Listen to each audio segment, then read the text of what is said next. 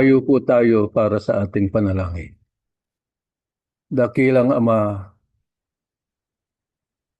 Yahuwah, na banal at makapangyarihang ka po sa lahat. Sa umagang ito ay matutunghayan mo ang ilan sa iyong mga lingkod na hinirang. Nagpapasalamat kami ng marami sa iyo sapagkat patuloy ang iyong pag-ibig at awa sa bawat isa sa amin.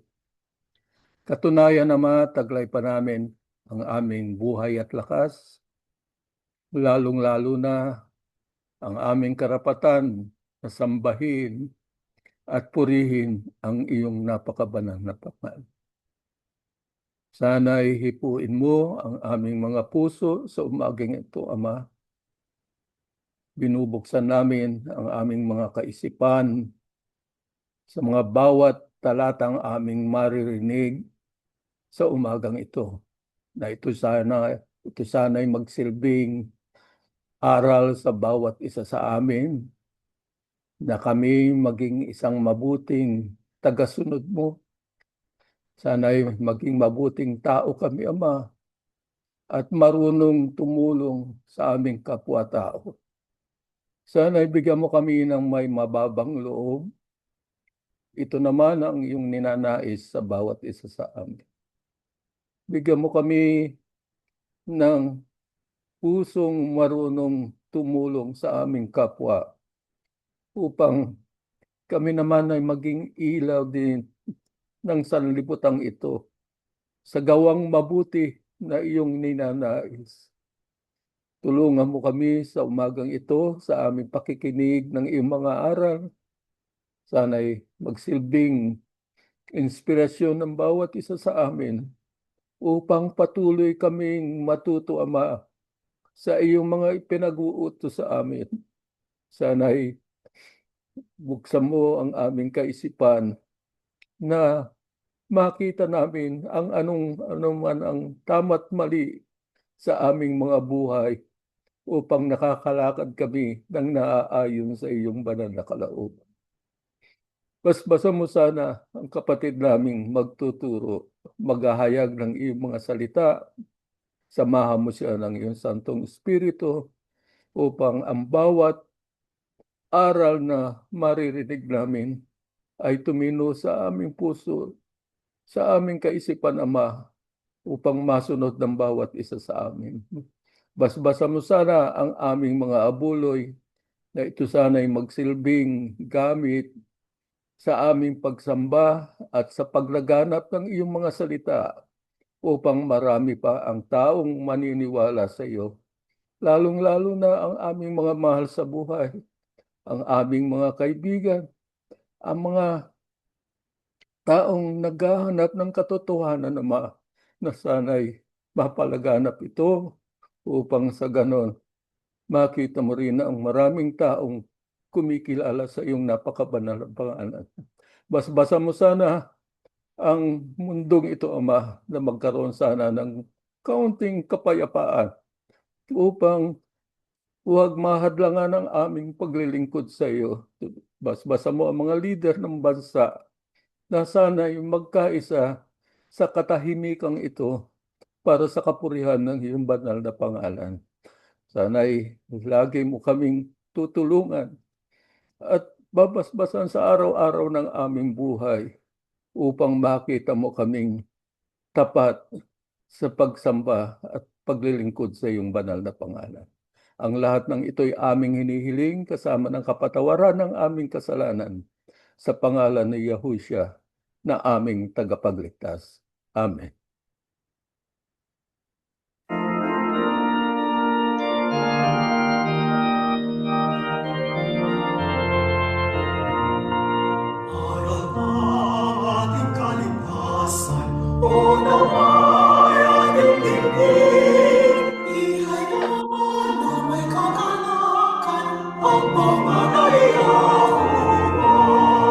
Magsinawin ng pagpupuri sa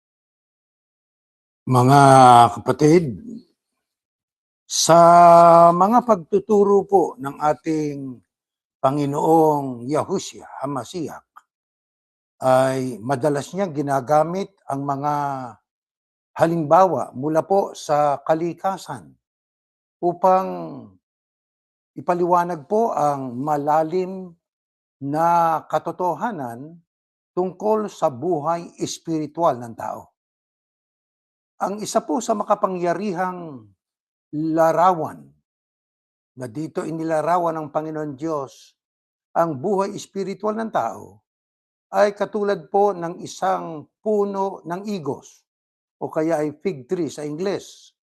Sa Biblia po ito ay yung puno ng igos ay hindi lamang isang ordinaryong puno. Ito po ay sumisimbolo sa buhay ng isang tao, sa kanyang pananampalataya at sa bunga ng kanyang buhay. Meron pong mabuti at may masamang puno ng igos. Kung mahalagang malaman natin kung ano yung mabuting igos, mahalaga ring malaman natin ang masamang puno ng igos. Paano inilarawan ito ng ating Panginoong Yahushua, yung dalawang puno ng igos na yan? Basahin natin ang unang mga talata sa ating pag-aaral. Ganito nakasulat. Kinaumagahan nang pabalik na si Yahushua sa lungsod, nagutom siya. At nang makita niyang isang puno ng igos na nag-iisa sa tabi ng daan, ay lumapit siya roon at wala siyang nasumpungang anuman kundi mga dahon lamang. Ito'y igos, puno ng igos na ang nakita ng Kristo ay dahon lang. At sinabi niya sa kanya, kailan may hindi na magmumunga pa sa iyo, at kaagad ay natuyo ang puno ng igos. At nang makita ito ng mga alagad, ay nangagtaka sila at nangagsabi, bakit ang puno ng igos ay natuyo ng sabay-sabay? Sumagot si Yahweh. Ito isang salin na ang katumbas niyan ay ang Diyos, sa kanila. Tinitiyak ko sa inyo at lubos kong sinasabi sa inyo, kung kayo ay may pananampalataya at hindi kayo mag-aalinlangan o magpapahintulot sa inyong sarili na mahila sa dalawang direksyon, hindi lamang ninyo gagawin ang ginawa sa puno ng igos, kundi kung sabihin ninyo sa bundok na ito, umakyat kayo at itapong kayo sa dagat, mangyayari ito. At anuman ang inyong hingin sa panalangin na may pananampalataya ay inyong tatanggapin. Ito'y tungkol po sa masamang puno ng igos. Diyan po ay dumating ang Kristo sa kanyang paglalakbay at nagutom po siya. Meron siyang nakitang isang puno ng igos na nag-iisa sa tabi ng daan. Ang ginawa niya, nilapitan niya. Ano nakita niya?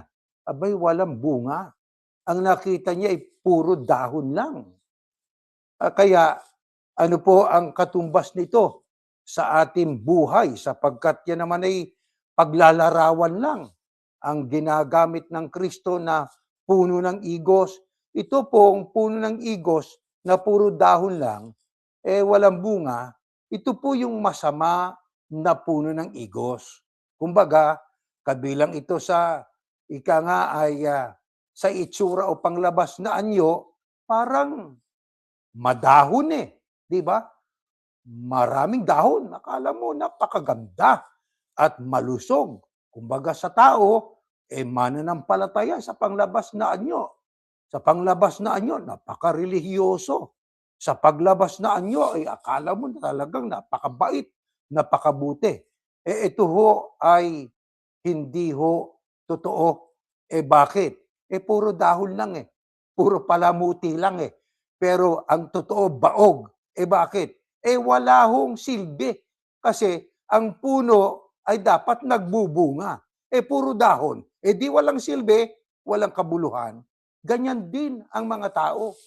Na ito ay mga taong punong-puno ng aktibidad ang buhay, mga charitable deeds, pagtulong kuno sa kapwa, para sila ang talagang nakikipaglaban para sa katarungan, para sa kabutihan ng kapwa.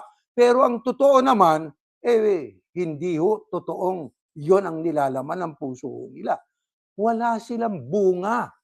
Ang bunga, lumalarawan ito sa isang prutas na kapag kang isang puno ng igos ay may bunga o prutas, abay, pinakikinabangan, may silbi.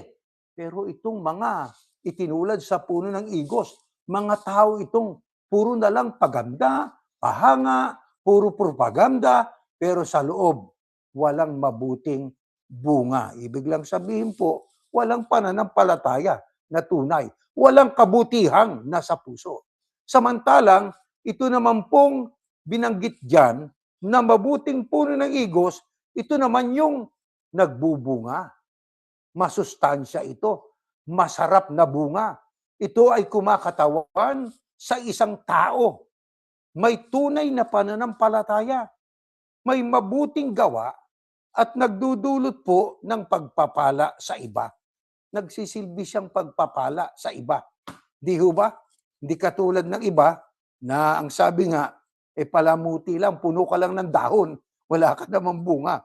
Ito namang mabuting puno ng igos, may silbi ito. Hindi lang sa siya po ay may pananampalataya, gumagawa ng mabuti sa kanyang kapwa, nagiging daan pa siya para ang mga ibang tao ay pagpalain. May prutas ito dahil malusog ang ugat at malakas ang kanyang kaugnayan sa Panginoon Diyos. Alam niyo, itong ating pinag-aaralan ito, ito'y isang talinghaga na ito'y tumutukoy po sa buhay ng tao. Kapag ka ang isang puno, katulad ng puno ng igos, puro dahon, walang sanga, hindi namumunga, ano gagawin? Next slide. Ito nakasulat. Ayan. Ang bawat punong kahoy na hindi nagbubunga ng mabuti ay pinuputol at inihahagis sa apoy, kaya't sa kanilang bunga ay makikilala ninyo sila. Anong gagawin doon sa isang puno ng kahoy? Katulad ng partikular, puno ng igos, sapagkat yan ang ating tema, na hindi nagbubunga, pinuputol ito. Inihahagis sa apoy, masusunog. Kaya anong kailangan? Kailangan po ay ating gamitin ang ating pong discerning ability para ating magamit at ating masabi, itong taong ito, katulad ito ng mabuting puno ng igos. Bakit? Makikilala natin yan sa bunga. Di ba ang puno makikilala sa bunga? Ba't natin nasasabing ito po ay santol? Itong punong ito ay santol. Gawa ng bunga. Bakit natin masasabi ng isang puno ay kainito? Gawa ng bunga. Hindi naman pwedeng magbunga ang puno ng bayabas ng santol. Di po ba, mga kapatid? Hindi ganon ang pagkakalikha ng Diyos. Di ba? Ngayon, ang magandang puno ng igos ay inilarawan pa rin yan ng ating Panginoong Yahusya. Isinulat po yan ng Ebanghelistang si Lucas, ating pakinggan ito, mga kapatid. Next slide. Ito ho mababasa natin. Ayan, pagkatapos, siya ay nagsimula, sinalaysay sa kanila ang talinghagang ito. Puro talinghaga. Bakit talinghaga? Sapagkat kung ang Kristo noon, pag nangaral ng derechahan ng literal, ayaw namang sumampalataya yung marami. Kaya ginawa niyang talinghaga . Ano lang ibig sabihin? Para yun lang talagang hangad na maligtas ang makakaunawa. Ang talinghaga may kahirapang unawain kumpara doon sa literal. Dito, ang sabi ay isinalaysay sa kanila ang talinghagang ito. Ang sabi, may isang tao na may puno ng igos na itinanim sa kanyang ubasan. Siya'y naparoon na naghahanap ng bunga doon. Ngunit wala siyang nasumpungan. Kaya sinabi niya sa tagapag-alaga ng ubasan, 3 taon na akong humahanap ng bunga sa puno ng igos na ito. At wala akong nasumpungan. Gupitin mo ito. Bakit nga ba naubos pa ang sahig pag-ubos ng lupa't pagharang sa sikat ng araw? Sumagot siya, hayaan mo na lang, sir. 1 taon pa bago ako maghukay sa paligid nito at ilagay sa pataba. At kung ito ay mamunga pagkatapos nito, mabuti. Ngunit kung hindi, gupitin. Ito na may talinghaga tungkol din sa puno ng igos na ang sabi itinanim doon sa kanyang ubasan, hindi rin po nagbubunga. Ngayon, 3 taon na. Nang sabi po ng ating Panginoong Yahushua din sa talinghaga, humahanap ako ng bunga sa puno ng igos na ito. Pero wala akong masumpungan. Gupitin mo ito. Sabi niya doon sa nag-aalaga o tagapag-alaga ng ubasan. Ano naman ang ginawa nitong tagapag-alaga ng ubasan? Nung sabihin sa kanya ng kanyang amo na gupitin mo to, hindi naman namumunga to nakiusap yung hardinero, o kumbaga yung tagapag-alaga. Ang sabi niya, hayaan mo na lang, sir. 1 taon pa bago ako maghukay sa paligid nito at ilalagyan ko ng pataba. Nakiusap, ano? Kaya, kung ito ang wikay mamunga, pagkatapos na gawin ko yung lagyan ko siya ng pataba, salamat, mabuti. Pero kung hindi po, gupitin nyo na ito. Gugupitin ko na ito. Kaya dito, mapapansin natin na ang mabuting puno ng igos, kahit na ito'y maaaring sa pasimula ay hindi nagbubunga, kapag ka ito'y inalagaan at nilagyan ng pataba, ay baka ito'y mamunga. Pero kung sa kabila ng hindi pa rin mamumunga, ayon sa talinghaga, gupitin na, putulin na. Alam niyo mga kapatid, ang Diyos ay matyaga. Mayroon siyang ginagamit na kasangkapan para pagtiyagaan ang mga tao na ibig niyang maligtas. Hindi ho, ang sabi nga, ang Diyos ay nagbibigay ng, tapos na minsan lang no, marami siyang chances na ibinibigay, pagkakataon, para tayo mamunga at tayo po ay makagawa ng ibig ng Diyos na mabubuting gawa, bunga ng ating pananampalataya. May panahon ng pagpapahinuhod, katulad sa talinghaga. Kaya nakiusap yung tagapag-alaga, huwag mo mo niyang putulin. Bigyan natin ng pagkakataon para baka ito, pag nalagyan ko ng abono, sabi nga dyan, pataba, baka ito ho ay mamunga. Pero kung ayaw magbunga talaga, gupitin na. Ngayon, ating pong pagkumparahin, no? At meron tayong visual aid, ating paghambingin ang mabutit masamang puno ng igos. Next slide. Ito nakasulat. Mababasa natin to. Mabuti kumpara sa masamang puno ng igos. Ayan, ang aspeto, itsura o panglabas na anyo. Ang masamang puno ng igos, maraming dahon. Mukhang maganda. Ang magandang puno ng igos, may pagkakataong magbago. Nakita niyo ang tinutukoy dito, tao ho, na itinulad ng sama-samang puno ng igos. Ulit, ang puno ng igos, puro dahon. Walang bunga. Pero ang magandang puno ng igos, may pagkakataong mamunga o magbago. Tumutukoy sa tao yan. Di ba? Mga bulaklak, pagdating naman sa aspeto, walang prutas, puro bulaklak lang, puro dahon, ang masamang puno ng igos. Ang magandang puno ng igos naman, may pag-asa para pamamunga. Katulad sa talinghaga, wag muna sir, wag munang putulin. Bigyan niyo ako ng pagkakataon pa, baka tumaba pa at mamunga. Ang reaksyon ni Yahushua doon sa masamang puno ng igos, isinumpa at natuyo. Di ho ba? Pero yung magandang puno ng igos, binibigyan pa ng karagdagang pagkakataon para siya ay mamunga nung bunga na inaasahan ng Diyos. Na ito na may parabola o talinghaga ng tinutukoy na mabuting bunga, edi yung mabubuting gawa. Bunga ng pananampalataya.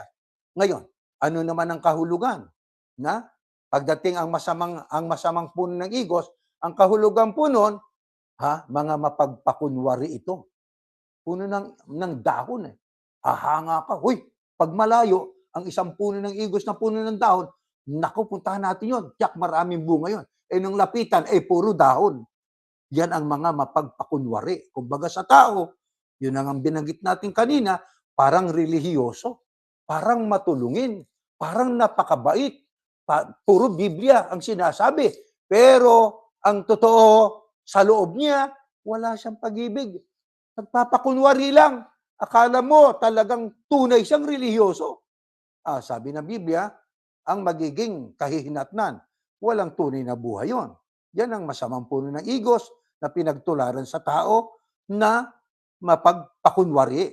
Pero yung magandang puno ng igos, ang kahulugan, pagkakataon binibigyan ng pagkakataon ng tao para magsisi at magbunga nung mabuting gawain. Kaya anong konklusyon diyan sa ating visual aid na komparasyon o pagtutulad sa mabutit masamang puno ng igos? Konklusyon, pinuhusgahan, mapanghusga.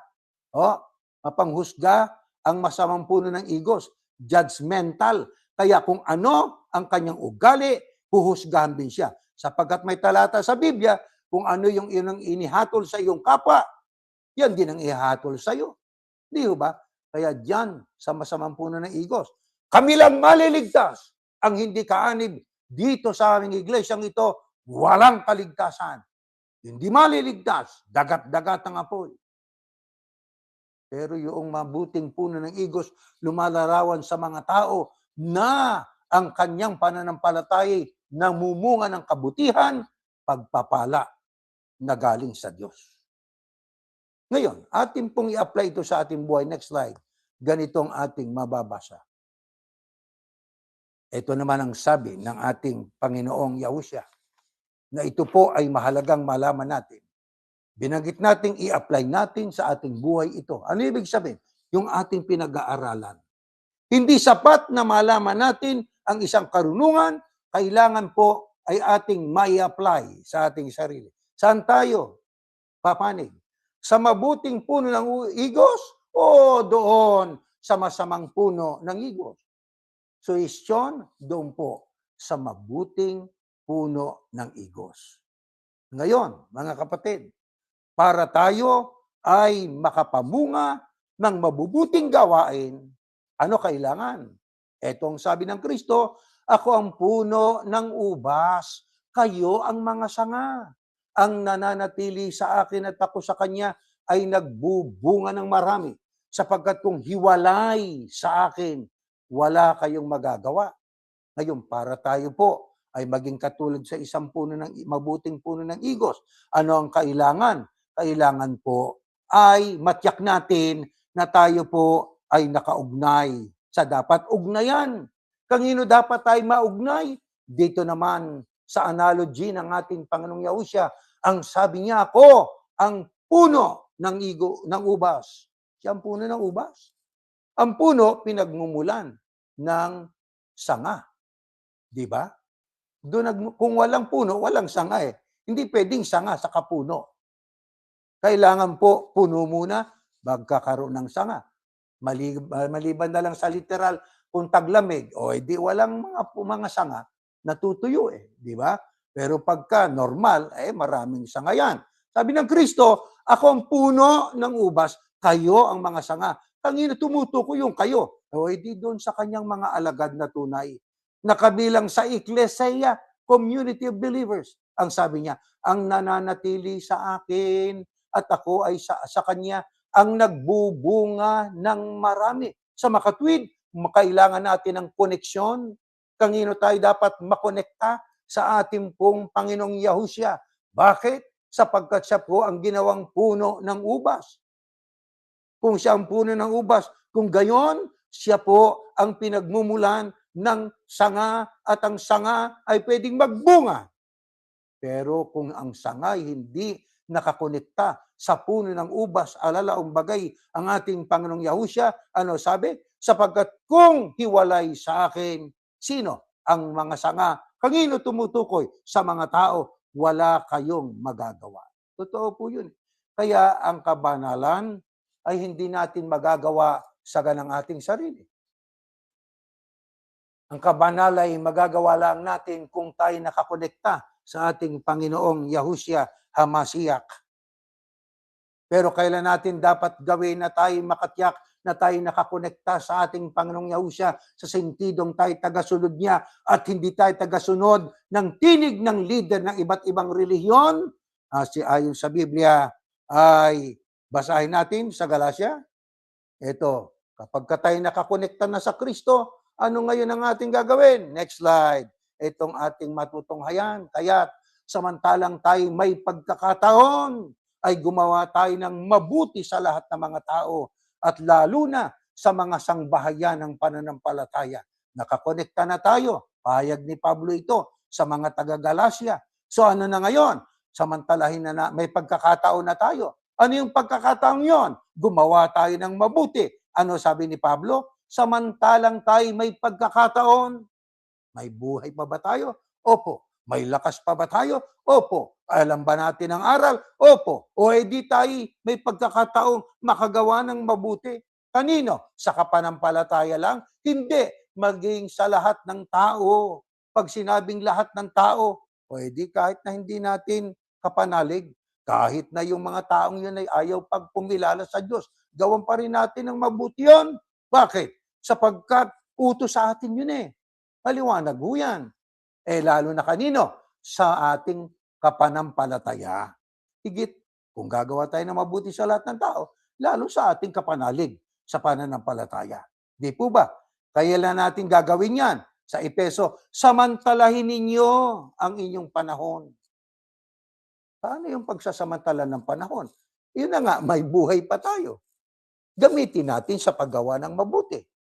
At kilalanin at samantalahin ang bawat pagkakataon. Inulit, 2 beses inulit ang samantalahin, samantalahin. Ano ibig sabihin?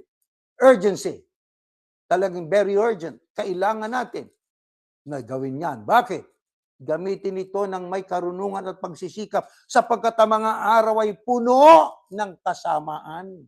Kaya't huwag kayong maging mangmang at walang pag-iisip, kundi unawain ninyo at unawain ninyong mabuti kung ano ang kalooban ng Panginoon.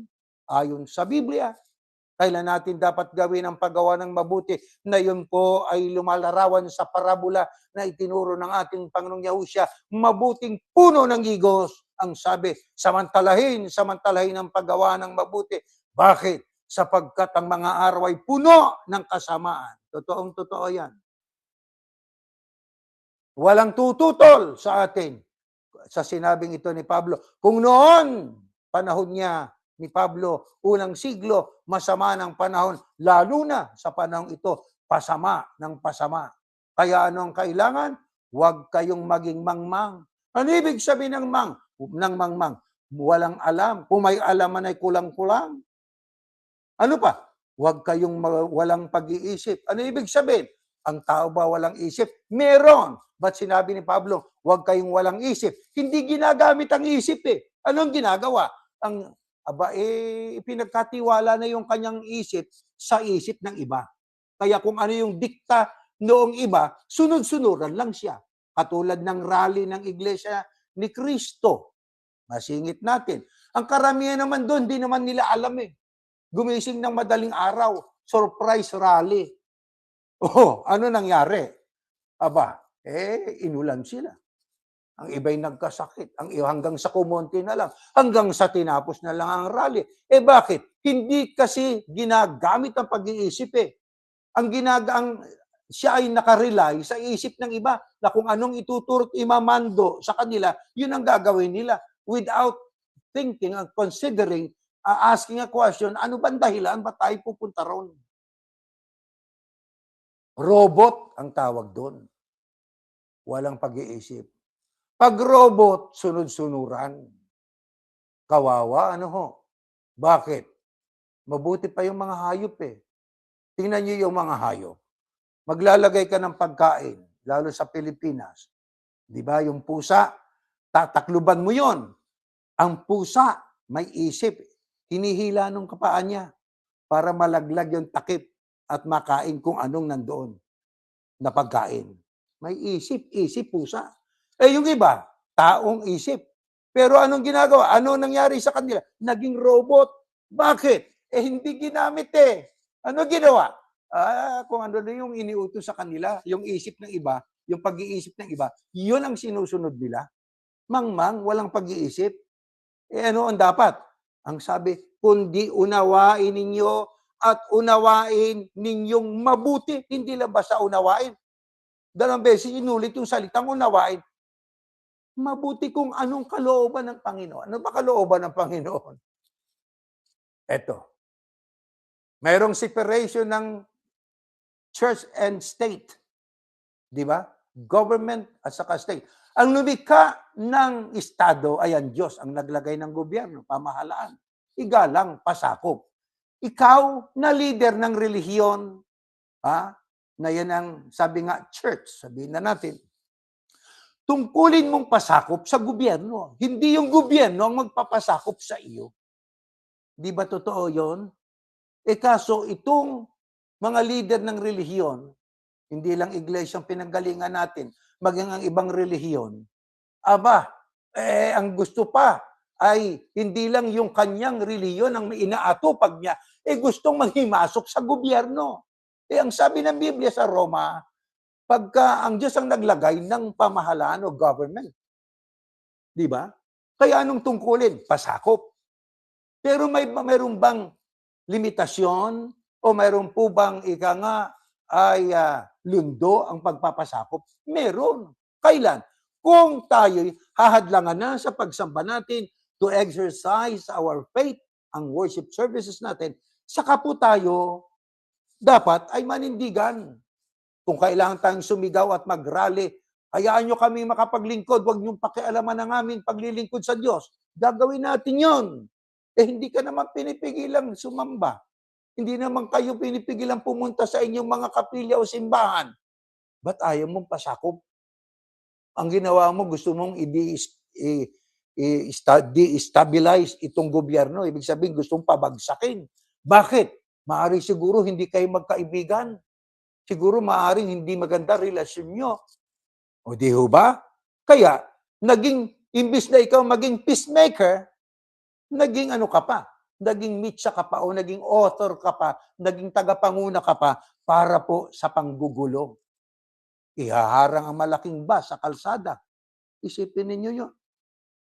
O ang iba na perwisyo, hindi nakarating ang iba sa ospital para magpagamot. Ang iba ay hindi na pinapasok sa trabaho, hindi nakapasok Kaya undertime, walang kikitain, walang sweldo. Sila walang pakialam. Bakit? Sapagkat sila'y itinulad lang sa puno ng igos. Mabuti o masama? Masamang puno ng igos. Bakit masama? Hindi nakagagawa ng mabuti sa kapwa, manapay pinsala at perwisyo yung nagagawa nila. Kaya tayo, hindi ganon. Samantalahin natin ang paggawa ng mabuti sa kapwa. Yan ang katulad ng mabuting puno ng igos, mga kapatid. Ngayon, ano ang bunga na inaasahan ng Diyos sa atin? Next slide. Ganito po nakasulat. Ayan. Datapwat, ang bunga ng Espiritu ay pag-ibig. Ayan. Kagalakan, kapayapaan, pagtitiis, kagandang loob, katapatan. Ayan, katapatan, kaamuan, pagpipigil sa sarili. Ito kasi ay galing sa translation na sabi niya, nauulitan laban sa gayong mga bagay ay walang kautusan. Ibig lang sabihin, itong ating binasang ito, mga kapatid, ay tungkol sa pahayag ni Pablo kung paano makikilala po ang mabuting puno ng igos na ito po ay nagbubunga ng mabuti. Dito, ang bunga ay ang katibayan ng tunay na Kristiyano o tunay na alagad ng Kristo. Tulad ng puno po ng igos, mga kapatid. Ang puno ng igos na pinag-uusapan natin kanina, ang tunay na pananampalataya ay hindi nasusukat sa dahon o panglabas na anyo, kundi sa bunga na lumalabas sa buhay ng isang tao. Gaya ng ating binasa nga po, diyan sa Galatia 5:22 hanggang 23, di po ba? Ay nagbibigay ng listahan ng bunga na dapat makita sa isang taong may pananampalataya at pinamamahalaan ng Espiritu Santo. Hindi sinabing mga bunga, kundi ang sabi, singular, ito ay bunga. Ano lang ibig sabihin yan, mga kapatid? Ito ay nagbibigay sa atin ng kaalaman na may bunga na hinahanap sa atin. Ito ang bunga na dapat nating tandaan. Next slide. Mayroon tayong visual aid para ating ika nga ay makita. Next slide po. Itong ating mababasa. Ayan, no? Di ba sinabi ni Pablo dyan? Pag-ibig. Yan ang kahayagang nasa atin. Ang Espiritu Santo at tayo makakapagbunga ng bungang hinahanap sa atin. Pag-ibig. Unang bunga, pag-ibig sa Diyos. Pangalawa, pag-ibig sa kapwa. Next, kagalakan. Kagalakan sa harap ng paghihirap o tiisin. May galak pa rin tayo. Ganyan ang Ecclesia. Ganyan ang community of believers of our Lord, Yahushua HaMashiach. Meron siyang kagalakan sa kabila ng kahirapan. Panloob na kapayapaan. Bakit sa panglabas? Na kapayapaan? Wala eh. There's no peace. Kung mayroon mang peace dito sa mundo, pansamantala. Kaya magkaroon tayo ng panloob na kapayapaan sa puso't relasyon natin. Sa kapwa. Pasensya. Mahabang pagtitiis. Pasensya sa kaguluhan at sa ibang mga tao gawa ng kanilang trabahong hindi naman maganda. Kaya kung tayo siguro nandun sa EDSA, nagrarally sila, paglayin natin pasensya. Ano pa? Kabaitan. Maging mabait at mapagmalasakit. Di ba? Kabutihan. Paggawa ng mabuti sa kapwa. Katapatan. Katapatan sa salita at gawa. Meron tayong integrity. Ibig sabihin, yung ating sinasabi, ginagawa po natin. Sa tulong ng Diyos. Hindi natin kaya yung kung walang tulong ng Diyos sa magitan ng Espiritu Santo. Ano pa? Kahinahunan. Kahinahunan at mapagpakumbaba. Kasi kung hindi ka mahinahon, hindi ka makakapagpakumbaba. Kung wala kang pagpapakumbaba, hindi ka mahinahon. Bakit? Ay kung ano yung given na circumstansya, halimbawa ikay inapi, aapihin mo rin 'yon. Sapagkat meron tayong tawag dito, defense mechanism sa atin sarili, 'di ba? Binato ka, gusto mo rin batuin. Yan ang immediate nating action eh. Huwag nating sabihin hindi ganon. Kaya tayo tinuturuan maging mahinahon. Ayun na nga, pagpipigil sa sarili. Ibig sabihin, mayroon tayong disiplina sa ating sarili. Sapagkat ang taong walang disiplina, madaling matukso, madaling makagawa ng masama. Ang sabi nga, ang kaunlaran ng bayan, ang kailangan ay disiplina. Ang kailangan. Sabi nga po nila. Ngayon, sa anong bahagi ng ating buhay, ito ay parang isang tigang na puno ng igos. Parang puno ng igos na masama. Sapagkat hindi nagbubunga eh. Paano natin malilinang ang puno ng igos upang mamunga? Yung mga tanong na yan ay sasagutin ng sunod nating mababasang talata. Next slide. Ito po ang ating matutunghayan. Ayan. Ako ang tunay na puno ng ubas at ang aking ama ang magsasaka ng ubas. Ang bawat sanga sa akin na hindi namumunga, inaalis niya. At ang bawat sanga na patuloy na namumunga ay kanyang nililinis upang siya'y magbunga ng lalong marami. Ayun. Napapansin ba nyo? Ang sanga na nagbubunga, nililinis, pinuprune. May pruning para lalong magbunga. Kayo'y malinis. Tao na tinutukoy rito. Kanina, para analogy. Ngayon, tao na tinutukoy. Kayo malinis na dahil sa salitang ibiligay ko sa inyo. Manatili kayo sa akin at ako'y mananatili sa inyo. Kung paano ang sino mang sangay hindi makakapagbunga ng nag-iisa, ng hindi nananatili sa puno ng ubas, ay hindi rin kayo mamunga na nagpapakita ng inyong pananampalataya. Malibang kayo'y manatili sa akin. Ako ang puno ng ubas, kayo ang mga sanga, ang nananatili sa akin at ako'y sa kanya, nagbubunga ng marami sapagkat kung hiwalay sa akin, wala kayong magagawa. Kung ang sino may hindi mananatili sa akin, itatapon na gaya ng isang sanga at matutuyot mamamatay at kanilang tinitipon ng gayong mga sanga at inihagi sa apoy at nangasusunog. Kung kayo'y mananatili sa akin, ang aking mga salita'y mananatili sa inyo, hingin ninyo ang anumang nais ninyo at ito'y ipagkakaloob sa inyo. Ang aking ama ay niluluwalhati at pinararangalan sa pamamagitan nito pagka kayo namumunga ng marami at kayo patunay na kay aking mga alagad. Diyan po sa ating mga binasang yan ay marami tayong dapat na matutunan, mga kapatid. Ang nagsasalita diyan ng ating Panginoong Yahusya. Ang Panginoong Yahusya po, ang puno ng ubas. Siya ang pinagmumulan ng buhay at lakas ng mga sanga o tagasunod niya. Hindi tayo ang puno, siya ang puno. Tayo mga sanga lamang at tayo po ay nakakabit sa Kanya. Ang Ama ang siyang magsasaka. Di ho ba? Vine dresser ang Panginoon Diyos na si Yahuwah. Siya ang nangangalaga sa ubasan. Ginagawa niya ang dalawang bagay. Pinuputol o tinatanggal ang mga sangang hindi nagbubunga. Pinupungos o kaya ay kanyang ay nililinis ang mga sangang nagbubunga upang lalong magbunga. Napapansin niyo po yun? Kaya kung tayo po ay gumagawa na ng mabuti, lalo tayong nililinis ng Ama. Paano tayong nililinis? Tayo ay nilalagyan ng pataba. Ano yung pataba? Kumbaga sa puno ng igos o halaman. Di yun ang mga salita ng Diyos. Kumbaga sa atin. Ngayon, yung pataba, yung fertilizer, kumbaga sa literal na puno o kaya halaman, di po ba?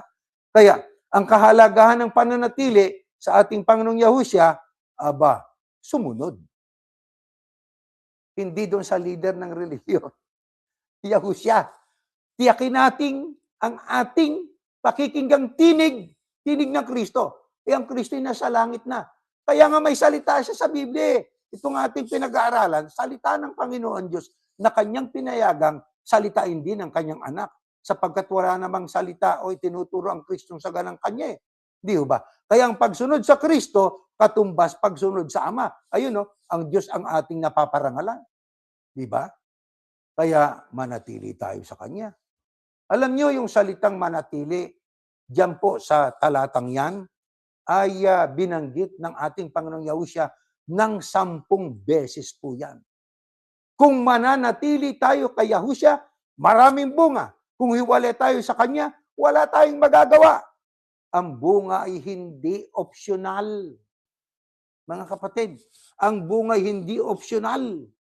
Ang tunay na alagad ng Kristo ay dapat magbunga. It is a must. Although hindi tayo maililigtas ng mabuting gawa, pero it is a must to do good works. Ito ang patunay na tayo tunay na sanga ng Panginoong Yahusya. Ang walang bunga ay binalaan na itatapon, puputulin yan. Kaya mga kapatid, mahalaga itong ating pinag-aaralan. Tama, ililigtas tayo dahil sa grace at dugo ng Kristo, pero kailangan pa rin ang gumawa ng mabuting gawa. Yun ang hinahanap sa atin. Kaya ang tunay na tagumpay sa mga tunay na mga tagasunod ng Kristo ay nakasalalay sa gawain, talino o sipag. Ganun ba? Aba hindi. Nakasalalay po sa ating relasyon sa Kristo. Kasi baka tayo mag-boast. Mabuti gawain ko, masunurin ako'y religyoso. O di nagyabang ka na. Kaya ako'y ililigtas ng hindi ganon. Dapat ay mananatili po kong alagad ng Kristo. Susundin ko ang tinig ng Kristo. Pag-iigihin kong relasyon ko sa Kristo para lalo ako makapagbunga ng mabuting bunga. Yung mga katotohanan yan na patuloy, may kahabaan tong leksyon natin ay dapat nating maintindihan mga kapatid. Meron pa tayong visual aid ito, tingnan natin, next slide. Ito. Ayan, mabuting gawa, peso, gumagawa ng kabutihan upang luwalhati ng Diyos, pagsisisi at pagbabago, bunga ng pagsisisi, itong tunay na pagbabago. Kailangan para ikay makapagsisi, matuto ka ng admission of your fault o pagkakamali para magsisi. Walang taong pwedeng magsabi na siya'y banal. Walang flawless. Lahat tayo mga talagang mga sinners po sa harap ng Diyos. Pagiging masunurin, pagsunod sa utos ni Yahusya. Pag-ibig sa kapwa, na malalaman ng lahat ng tao na kayo mga alagad. Pagpaparami ng kaluluwa, pagpapatotoo at pagdadala ng iba kay Yahusya. Pasasalamat at papuri, ang bunga ng mga labi na nagpupuri sa Panginoon Diyos. Pagsamba, pag-awit. Yan ang mga katangian ng taong itinulag sa mabuting puno ng igos. Ano-ano pa ang mga talatang dapat natin ikonsidera? Next slide. Ito, next slide. Ito nakasulat, mga kapatid. Babasahin lang natin. Ayan. Juan Manatili ka sa akin, maliban sa akin wala kang magagawa. Ang nagbubunga ng maraming bunga, nagluluwalhati sa aking Ama. Ayaw ba natin nun? Na nagbubunga tayo ng mabuting gawa, nagluluwalhati ng Ama. Alagad ka, tagagawa ka naman ng masama. Alagad ka, babantaan mo yung kapwa mo, papatayin kita.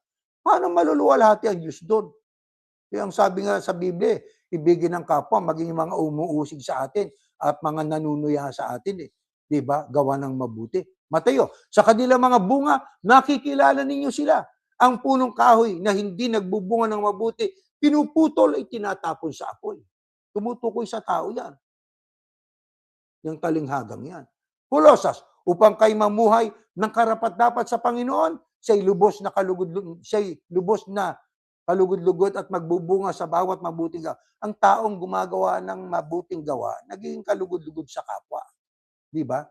Inilalarawan nito ang bunga ng katwiran na may kapayapaan at may kahinhinan upang tayo magbunga para sa Diyos. Sa makatwid, sumatotal, mga kapatid, ang puno ng igos na mabuti, ang ating nasa isipan, paano ako makagagawa ng mabuti sa ating kapwa?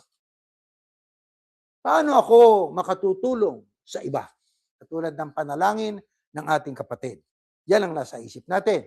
Bakit?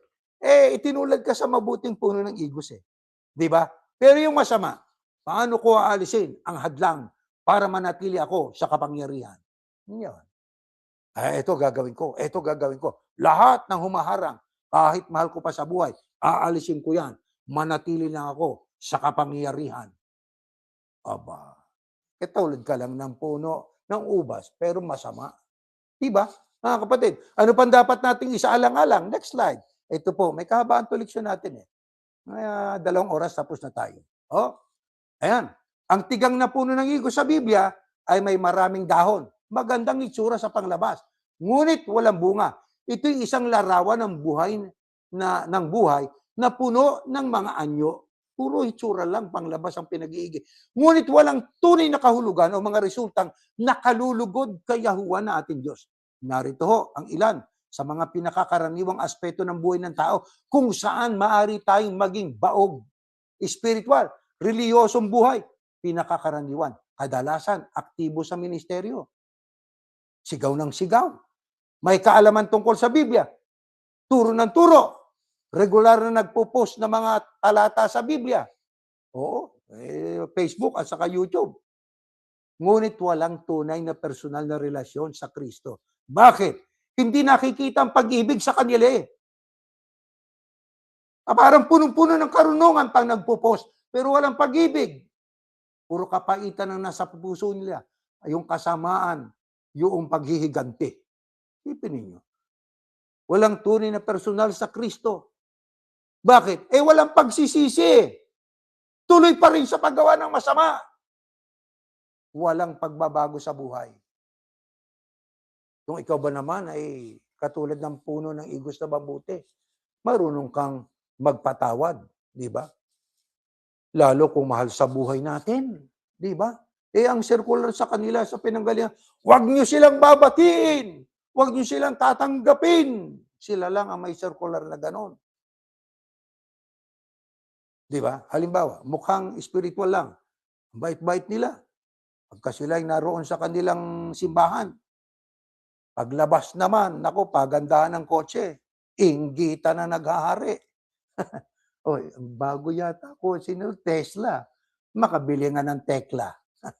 Di ba? Inggitan Ano masasabi mo ikay katulad ng puno ng ubas na mabuti? Bakit? Nasa puso mo, pagkainggit, walang pag-ibig sa kapwa. Anong klase yan? Matutuwa ba Diyos doon? Hindi. Bakit? Ang naging bunga mo, hindi mabuting bunga masama na bunga. Kung ikay may nagbunga, masama naman ang bunga. Di ba mga kapatid? Yan naman ang totoo Maaaring nagdaramdam yung iba sa ating pag-aaral, pero yan ang totoo, mga kapatid. Kaya ngayon ito tanong, anong grupo ng mga reliyosong tao noong una? Unang siglo pa noon ng mga apostol, ang katulad ng mga taong itinulad sa masamang puno ng igos. Walang pag-ibig, walang malasakit, walang pakialam sa kanilang mga miyembro lalo. Doon kayo sa initan hanggang sa maulanan kayo. Wala kayong makain, bahala kayo sa buhay nyo. Basta kami nandoon sa aming five-star hotel na kumakain, air condition. Anong klase naman yang? Tapos ipagyayabang. Mabuti kaming, katulad kami ng mabuting puno ng igos. No, puro ka na lang dahon. Puro ka lang dahon, puro pakitang tao. Nagkaroon ng bagyo, nagkaroon ng sunog. Nandoon nakasulat, unang dumating, yung lingap mamamayan, nakasulat, INC. Puro dahon eh. Nagbibigay ng mga goodies. Pero nang nasa loob nun, kung makikinig ka sa doktrina, pag hindi ka nakinig, ikaw. Ayun, nagpagawa ng mga factory. Lahat ay obligadong sumama sa kanilang relihiyon. Kahit napilitan yung iba para lang kumita, umanib. Pero dahil ba sa pananampalataya? Hindi. Ito mga kapatid, pakinggan natin. Ito ang mga katulad ng mga tao na ngayon ay puro paimbabaw, pakunwari. Ito noong unang siglo, mayroon ng ganyan eh. Next slide, ito nakasulat. Aklat po ng Mateo. Sa aba ninyo, kayo mga iskrib at mga pariseo, mga mapagpaimbabaw, sapagkat kay gaya ng mga libing ang pinaputi na maganda sa labas, datapat sa loob ay puno ng mga buto, ng mga patay at ng lahat ng mga bagay na karumal-dumal.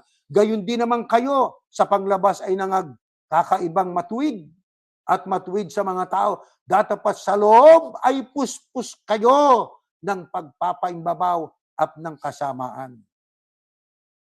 Ang tinutukoy dyan, mga iskribat para sa iyo. Alam niyo mga kapatid, ang pangunahing aral na ating matututunan diyan sa binasa natin, mapanganib ang panglabas na anyo na walang katotohanan sa loob. Tinawag ng Kristo ang mga iskrib at pariseo na itinulad sila sa libingang pinaputi, yung whitewashed tombs, yung libingan. Alam nyo kasi ang libingan, pagka pinintura ng puti, sa panglabas, akala mo ang ganda, no? Bilinis. Pero sa panglabas na anyo lang, mukhang malinis, maganda, at kaaya-aya. Pinaputi ang mga libingan tuwing pista upang hindi ito mahawakan ng mga tao kasi maputi, baka madumihan eh. Pero sa loob, puno ng mga buto ng patay, sabi ng Biblia. At karumihan, sumisimbolo ng kamatayan at kasalanan. Yan ang tao. Para silang tomb sa panglabas. Ang galing, ganda, linis. Pero sa loob, puno ng buto. Simbolo ng kasalanan at kapaimbabawan. Mukha silang banal. Mukhang banal. Religyoso at matuwid sa harap ng tao. Pero ang kanilang puso'y puno ng kasamaan. Pagmamataas. Kaya pagka nagteksto sila, isipin yung mga ministro, yung mga kakakilala pa na po yung isa dun. Kilala ko yung isa dun eh. Kasama ko yun eh, nung ako'y subukin sa templo eh. Yung sigaw ng sigaw. Akala mo, matwid sa harap ng tao. Pero ang kanilang puso'y puno ng kasamaan. Galit na galit pag nagtiteksto eh. Pagmamataas, pagkamakasarili, at pagpapaimbabaw. Ang tunay na katwiran ay nasa loob, hindi sa labas.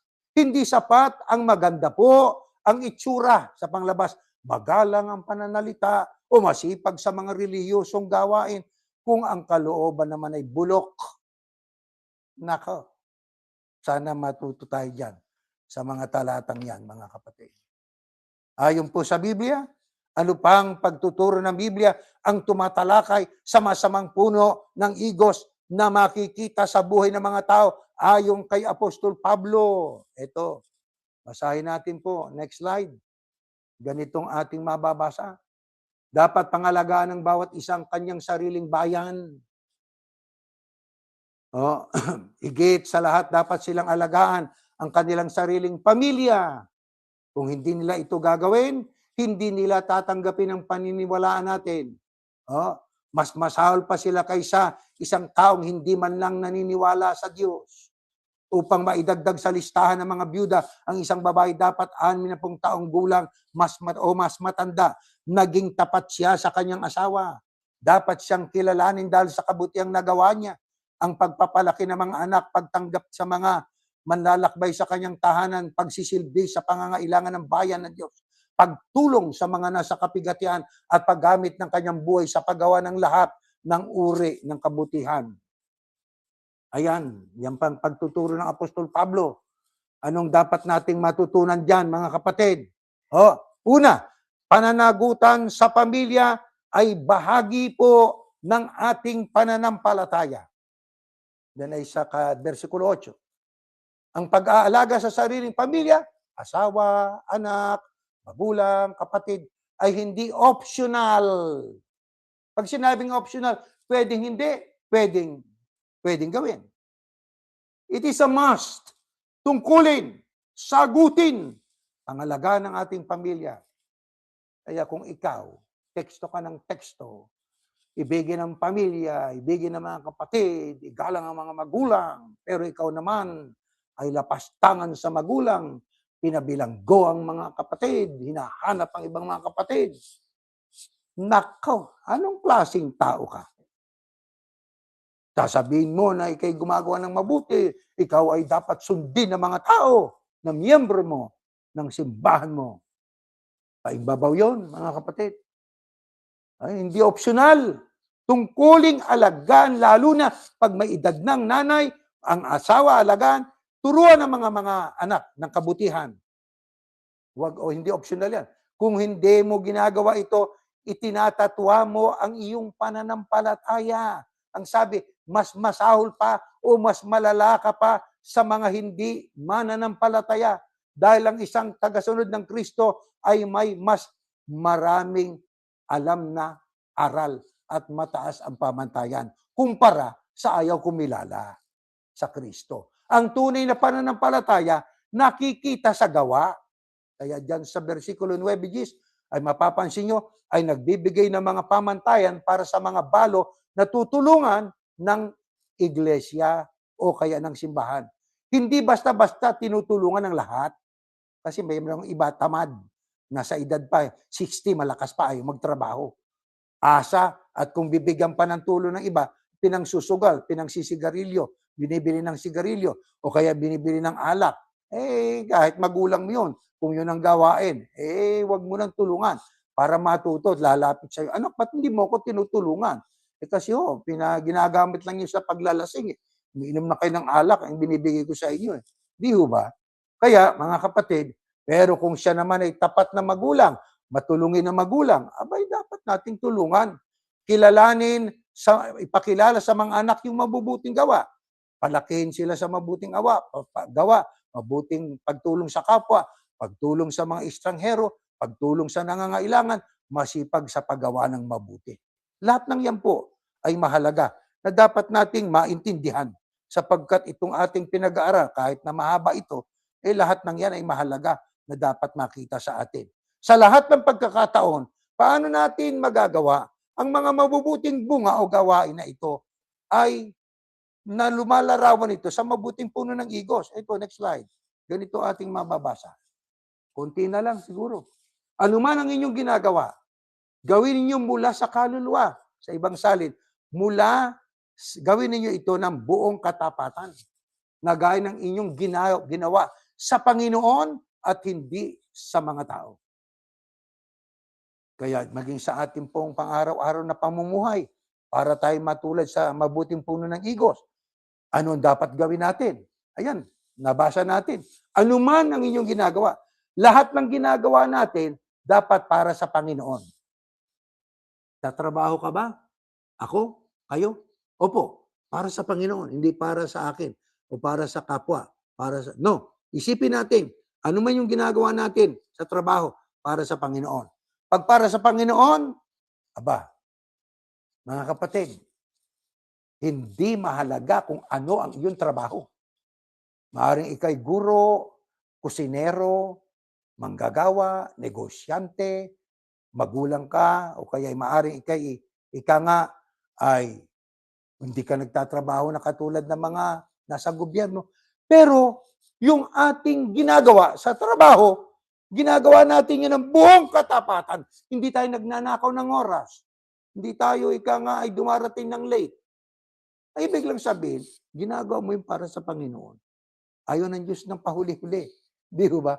Ang kailangan ay buong puso.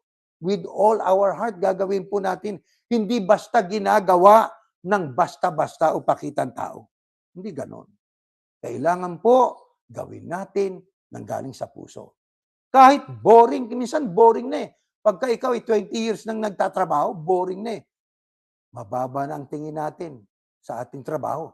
Dapat pa rin nating ipakita yung ating magagawa. Kailangang mag-thrive pa rin tayo. Sumulong pa rin tayo. Di ba? Hindi para sa tao yun, para sa Diyos. Pagka tayo gumagawa ng para sa Diyos, hindi pakitang tao.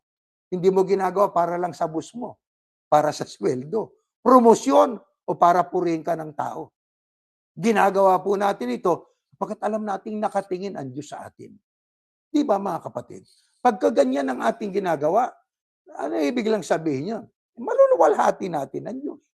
Na yan ang tungkulin natin habang tayo po ay nabubuhay. Di ba mga kapatid? Oh, next slide. Ano pang sabi ng talata ng Biblia na dapat nating maunawaan? Ayan. Alisin na natin yan. Ipaliwanag na po natin yan. Oh, let us go to next slide. Ganito pong ating mababasa mga kapatid. Next slide. Ayan. Ayun, naipaliwanag na rin natin kanina yan. Next slide, ito pa, ang ating mababasa, mga kapatid. Ayan, ang espiritual na pagkain ay tumutulong sa ating buhay na magbunga ng mabubuting resulta. Naritong isang simpleng paraan upang madagdagan ang espiritual na pagkain sa ating buhay. Kumbaga, abono, kumbaga sa halaman. Salita ng Diyos, regular nating basahin at pag-aralan ng Biblia. Mga kapatid, magbasa kayo ng Biblia. Magbasa tayo ng Biblia. Paano ito? Gagawin, maglaan ng oras, araw-araw. Halimbawa, umaga, gabi, gamitin natin yung bersyon na madali nating maunawaan. Sabi nga nila, ang salita ng Diyos ay buhay at makapangyarihan. Ang salita ng Diyos ay buhay at na yan ay kailangan natin para tayo po ay mabuhay ng may kabanalan na yun ang hinahanap sa atin ng Panginoon Diyos natin. Next slide, ano pang sabi dyan sa ating visual aid na yan? Ayan, no? Makipag-usap sa Diyos. Hindi lamang magtanong, kundi makinig din. Paano ito gagawin? Manalangin ng may pasasalamat, may pagsisisi at pagsuko sa Diyos. Oh, araw-araw humingi ng kapangyarihan ng banal na espiritu upang baguhin ang ating mga puso at isipan. Kasi kung tayo lang po, mga kapatid, hindi natin pwedeng baguhin yung isip na. Ang hirap ang daming tukso. Di ba? May kahinaan tayo Halimbawa, nagbabrowse ka sa iyong cellphone, may nakita ka doon nakakatukso. Alam nyo, laman tayo Minsan natutukso ka Pero kung wala kang patnubay ng Espiritu Santo, paano tayo makakapanindigan at manatiling nakaluluwalhati sa Ama? Kailangan natin ng Espiritu Santo. Di ba? Para tayo malabanan natin ng tukso. Kasi hindi natutuwa ang Diyos pagka tayo nasa tukso at tayo napaapi at napatatalo dun sa tukso. Hindi natutuwa ang Diyos sa atin noon. Nagdaramdam ang Panginoon Diyos, mga kapatid. Ano pang kailangan nating malaman? Ito pa, next slide. Ito. Basahin po natin ito, mga kapatid. Wag na natin basahin. Naipaliwanag na rin natin po yan next slide. Next slide. Ayan. Ito. Ayon sa Colosas, ayon kay Pablo, sulat ni Pablo yan Paano maitutulad sa mabubuting puno ng igo o mabuting puno ng igos ang ating pamumuhay ngayon? Yan ang tanong. Bagaman yang sulat ni Pablo noong panguna, pero tayo saklaw ng panahon yan. Ang panahon ni Pablo ay panahon na kung tawagin mesyaniko, panahon ng ating Panginoong Yahushua. Ito sabi niya, upang kayo magsilakad sa paraang nararapat sa Panginoon, upang siya'y bigyang lugod sa lahat, bigyang lugod sa lahat ng mga bagay na magbubunga sa bawat gawang mabuti at patuloy na lumalago sa pagkakilala sa Diyos. Alam niyo, talatang ito'y bahagi po ng panalangin ni Apostol Pablo para sa mga taga-Kolosas, mga kapatid. Pag-aralan nyo. Ito ay naglalaman ng 4 na mahalagang katangian ng isang tunay na tagasunod ng Kristo. mamuhay ng karapat-dapat sa Panginoon. Ang iyong buhay ay dapat tumugma sa iyong pagtawag bilang anak ka ng Diyos. Anak ka ng Diyos. Ama natin ng Diyos. Ang Diyos ay banal. Ang Diyos ay pag-ibig. O dapat tumugma doon sa Kanya, sa uri ng Diyos, ang ating buhay. Yan ang una. Pangalawa, lubos na kalugod-lugod sa Kanya. Ang pangunahing layunin ng buhay natin bilang tagasunod ng Kristo ay ang kaluguran ng Ama, hindi ang kaluguran ng tao. Mayroong mga tao diyan, hindi naman sa pag-aano, ang gusto nila ay kalugdan sila ng tao. Nako, alam niyo, bait-bait niya, no? O, taas naman ang kilikili. Hindi ganoon. Di baling tayo tahimik, nalulugod ba sa atin ng Diyos? Opo, gawa ng ating mabubuting gawa. Magbunga, pangatlo, sa bawat mabuting gawa. Ito ang sentro ng aral. Hindi sapat ang pananampalataya, mga kapatid. Dapat ito ay nakikita sa mabubuting gawa. Yan ang mabuting bunga. Pangalawa, lumago sa pagkilala sa Diyos. Ang tunay na tagasunod ng Kristo ay hindi po static. Hindi ho siya stagnant. Ano ibig sabihin ng static o stagnant? Walang pagbabago. Dapat po patuloy tayong lumalago at sa kaalaman tungkol sa Diyos. Alam niyo, pagka nasihan ka na lang sa kung ano meron ka, tapos na lahat. Hindi ka nalalago. Pero kahit nararagdagan yung kaalaman mo araw-araw, gusto mo pa rin matuto, lumalago ng lumalago. Yun ang kailangan natin. Kaya dapat po talaga nagbabasa tayo ng mga talata ng Biblia. O, mahalaga po yun, mga kapatid. Kaugnay ng mabutit masamang puno ng igos, na ito'y tumutukoy sa paraan ng pamumuhay ng mga tao. Paano itinuro ni Pablo kung paano mauugnay ang tao sa Kristo upang makagawa ng mabuting bunga o mga gawa. Next slide. Ito po ang ating mababasa, mga kapatid. Datapwat ang ilan sa mga sanga ng ulibo ay naputol. At ikaw na isang ligaw na sanga ng ulibo ay isinanib na kahalilin nila. Nakukuha mo ang iyong pagkain mula sa mga ugat ng puno ng ulibo. Kaya't huwag ninyong ipagmalaki na ikaw ay lalong mabuti kaysa ibang mga sanga. Kung nagyayabang ka, tandaan na hindi mo sinusuportan ang ugat.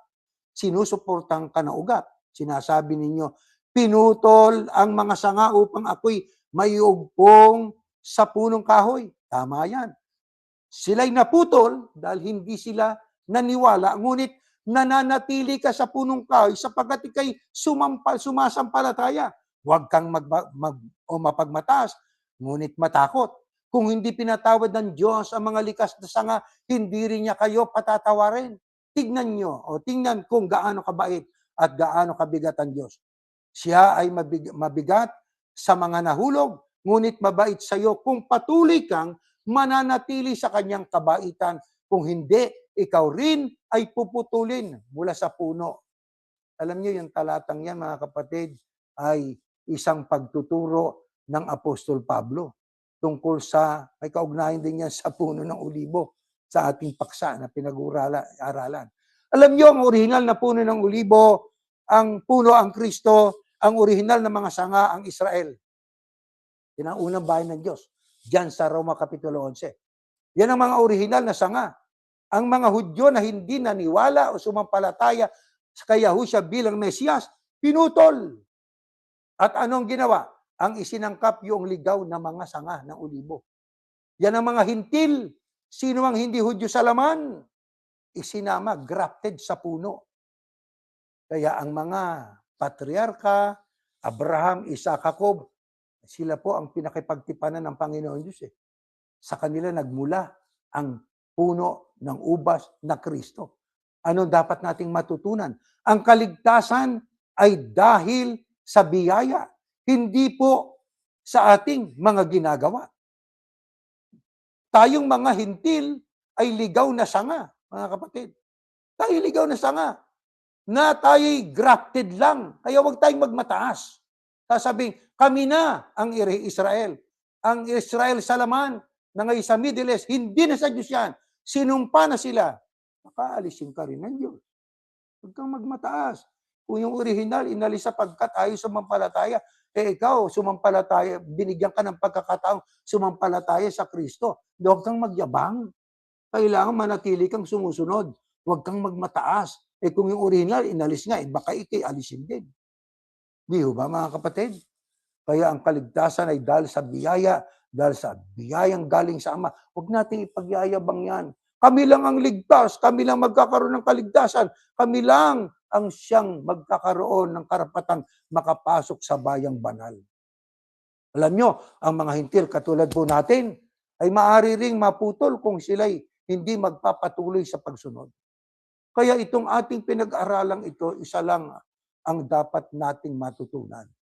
Ayaw ko sa puno ng ubas ng igos na masama. Ibig sabihin, ayaw ko doon sa gawaing makasanglibutan. Ano ang ating dapat panigan? Yung gawaing nakalulugod sa Ama, matulad tayo sa mabuting puno ng igos na sa atin ang pag-ibig, respeto, pahinuhod, kahinahunan. Kaya nga sa ating panalangin lagi, sinasama natin ang buong sangkatauhan. Maaring sa ating pagtuturo minsan ay ating nababanggit ang mali. Ang Kristo'y nagtuturo din ng kamalian. Makayong mga mapagpaimbabaw, para kayong nitsong tininturahan ng puti. Panglabas ay para kayong malinis, para kayong banal religyoso, pero sa loob ay hindi. Mga kapatid, itong leksyong ito, inaakit tayo ng Ama na tayo ay doon sa panig ng kaitinulad sa mabuting puno ng igos. Sapagkat doon nalulugod ang Ama. At kapag nalugod ang Ama sa atin, tayo po'y magiging kasama niya sa hirap man at ginhawa, sa pagsubok man at maging sa kaginhawahan. Ano man ang ating mararanasan pa po sa magulong mundong ito, hindi tayo pababayan. Tumayo kayo at yan po ang ating ipananalangin. Yahuwa amin Diyos, salamat po sa leksyong ito. Hindi namin minamaliit ang mga itinuturo ng ibang mga tao. Sino kami para aming maliitin sila? Ang amin lang ipinagpapasalamat talaga, Ama, ay ginagabayan mo kami sa tamang daan para kami po ay maging malapit sa iyo, lalo na po sa panahong ito. Mahirap nang talaga ang panahon. Ang tataas na ng bilihin. Kaya ang iba, doble-doble ang trabaho. Dumadaing pa sapagkat kapos at kulang. Kumikita pero ang tataas ng bilihin, Panginoon, sa hirap na ng buhay na ito, naalaala namin, ito'y isa sa palatandaan na ibinigay ng iyong bugtong na anak, na ito'y kalooban mo, na magkakaroon ng tagutom, matinding kahirapan, at kaguluhan at digmaan ng mundo. Iyan po ang nagaganap ngayon, Ama. Kaya mo kami tinuturuan na kami po ay gumawa ng mabuti para maging malapit ka sa amin. Sapagkat ikaw po ang aming tanging pag-asa. O Diyos, Yahuwa na aming Ama, huwag mo po kaming pababayaan. Pagka kami po ay nagkakaroon ng damdamin na masama laban sa kapwa namin, sana po pakisugo ang Espiritu Santo. Mabago yon sa loob namin. Ayaw namin na kami po'y maging mapagpaimbabaw. Ang gusto namin, maibuhay namin ang kalooban mo para malugod ka sa amin, maluwalhati ka sa amin, upang kami, Ama, ay laging nabigyan naman ng proteksyon, gabayan hanggang sa dumating ang panahon ng aming pagtatamo ng karapatan, ng lubos na kaligtasan pagdating ng iyong bugtong na anak. Maawa ka po sa aming mga kamag-anak, sa mga kaibigan namin, sunod-sunuran, sa mga maling leader. Sila'y nasa iba't ibang relihiyon. Nakikisuyo kami, Panginoon, na sana'y magbasa din sila. Sila ay gamitin din nila ang pag-iisip nila. Huwag nilang ipagkatiwala sa tao, sa pasya ng iba. Ang kanilang dapat na gamitin ng pag-iisip na bigay mo sa bawat isa sa amin upang bago namin masunod ang isang gawain, matyak namin ito'y kalooban mo at hindi kalooban ng aming kapwa. Ama, basbasan mo po ang buong sangkatauhan. Pagpalain at kaawaan ang mga may sakit.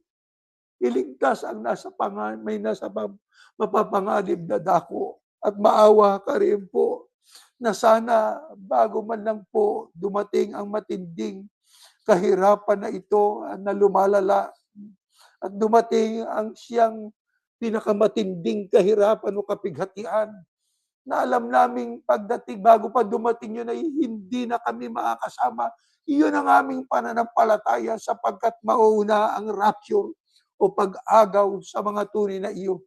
Hinihiling namin na sana mabasbasan mo, palambutin ang mga puso't magsuri at magsiyasat upang makarating sa pagkaunawa. Salamat po ng marami sa inyo, Ama, at aming ibinabalik sa inyo kapurihan at kaluwalhatian at sumasampalataya kaming pinakinggan niyo at inari ninyong aming panalangin.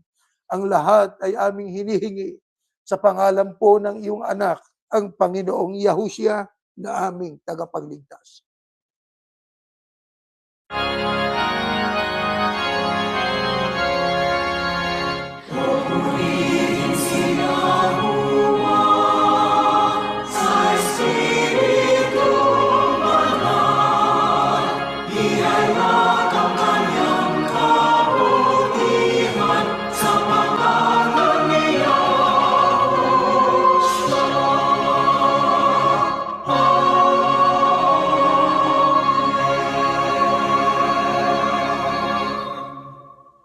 Biyayang pagliligtas ng ating Panginoong Yahushua, ang pag-ibig ng Diyos na si Yahuwah, at ang patuloy na paikilakit ng Espiritu Santo, sinawang sumaating lahat ngayon at magpakailanman.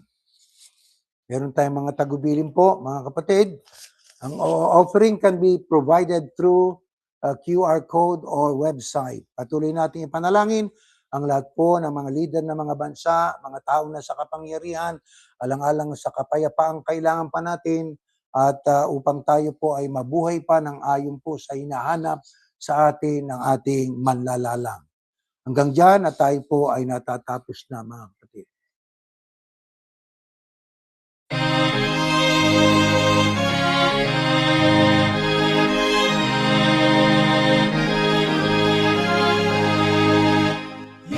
Puso natin ang aral ng Diyos Yahuwa at maging matatag.